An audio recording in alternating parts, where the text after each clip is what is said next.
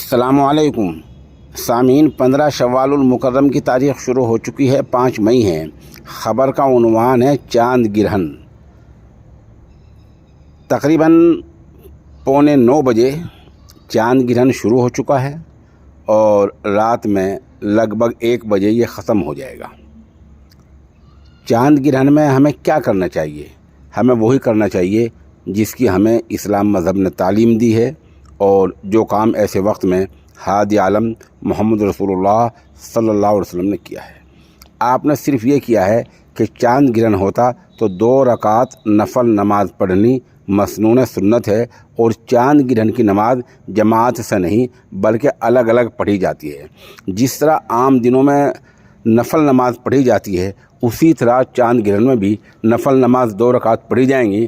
البتہ نیت کا فرق ہو جائے گا، نیت ہم چاند گرہن کی یعنی خسوف کی کر لیں گے، بس یہ ہے۔